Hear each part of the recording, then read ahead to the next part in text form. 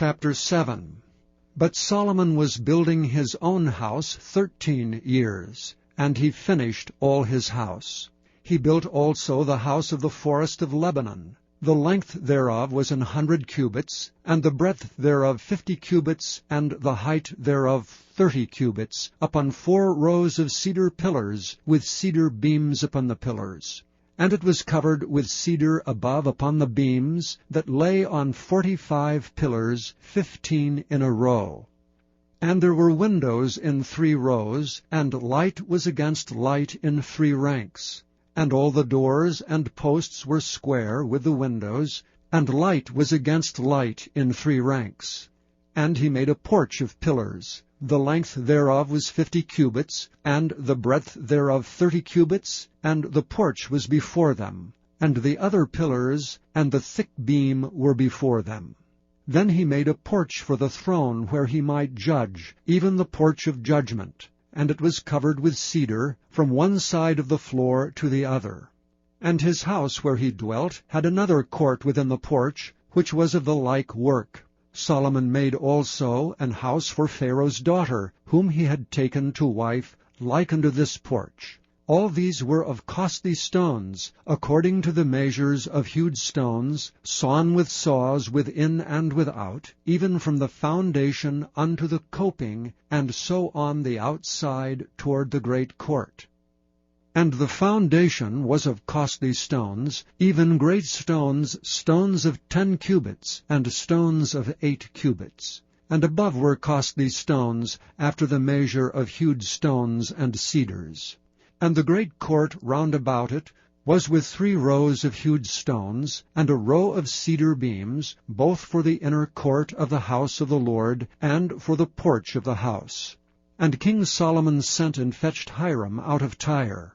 He was a widow's son of the tribe of Naphtali, and his father was a man of Tyre, a worker in brass. And he was filled with wisdom and understanding and cunning to work all works in brass. And he came to King Solomon, and wrought all his work.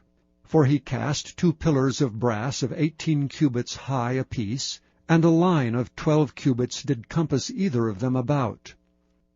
And he made 2 chapiters of molten brass, to set upon the tops of the pillars. The height of the one chapiter was 5 cubits, and the height of the other chapiter was 5 cubits. And nets of checker work, and wreaths of chain work for the chapiters which were upon the top of the pillars, 7 for the one chapiter, and 7 for the other chapiter. And he made the pillars, and 2 rows round about upon the one network, to cover the chapiters that were upon the top, with pomegranates, and so did he for the other chapiter. And the chapiters that were upon the top of the pillars were of lily work in the porch, 4 cubits. And the chapiters upon the 2 pillars had pomegranates also above, over against the belly which was by the network. And the pomegranates were 200 in rows round about upon the other chapiter. And he set up the pillars in the porch of the temple, and he set up the right pillar, and called the name thereof Jachin. And he set up the left pillar, and called the name thereof Boaz. And upon the top of the pillars was lily work. So was the work of the pillars finished. And he made a molten sea 10 cubits from the one brim to the other. It was round all about, and his height was 5 cubits, and a line of 30 cubits did compass it round about. And under the brim of it round about there were knops compassing it, 10 in a cubit, compassing the sea round about. The knops were cast in 2 rows. When it was cast, it stood upon 12 oxen, 3 looking toward the north, and 3 looking toward the west, and 3 looking toward the south, and 3 looking toward the east. And the sea was set above upon them, and all their hinder parts were inward. And it was an handbreadth thick, and the brim thereof was wrought like the brim of a cup, with flowers of lilies. It contained 2,000 baths.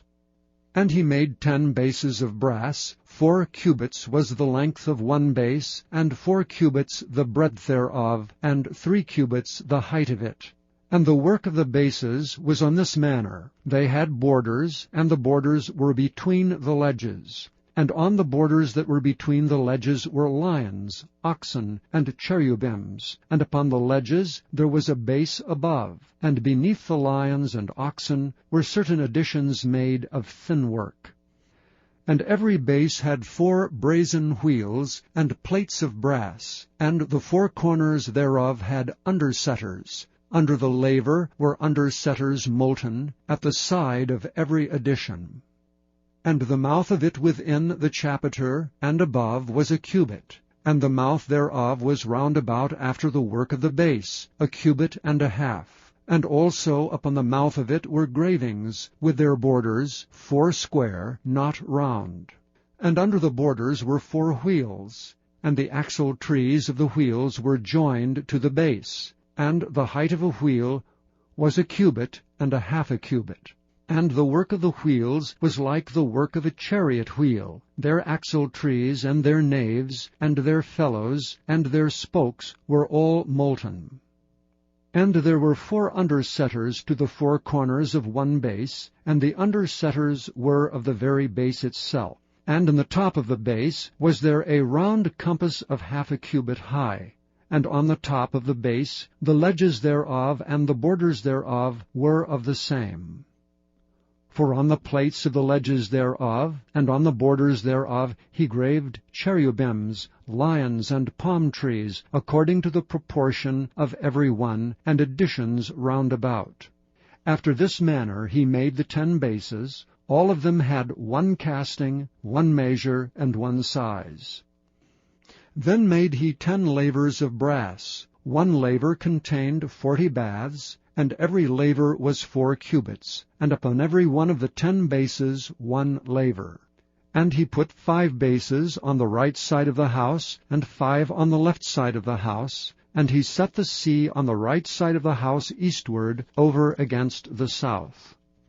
And Hiram made the lavers, and the shovels, and the basins. So Hiram made an end of doing all the work that he made King Solomon for the house of the Lord.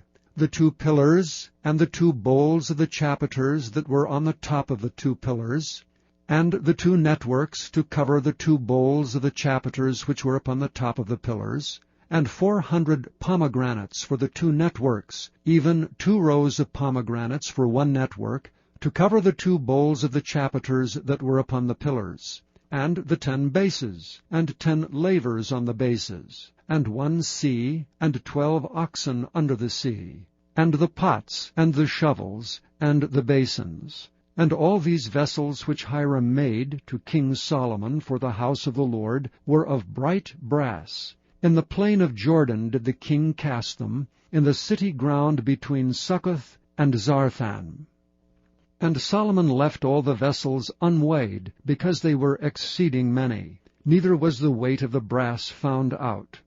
And Solomon made all the vessels that pertained unto the house of the Lord, the altar of gold, and the table of gold whereupon the shewbread was, and the candlesticks of pure gold, 5 on the right side and 5 on the left, before the oracle, with the flowers and the lamps, and the tongs of gold, and the bowls and the snuffers, and the basins, and the spoons, and the censers of pure gold, and the hinges of gold, both for the doors of the inner house, the most holy place, and for the doors of the house, to wit, of the temple. So was ended all the work that King Solomon made for the house of the Lord. And Solomon brought in the things which David his father had dedicated, even the silver and the gold and the vessels did he put among the treasures of the house of the Lord.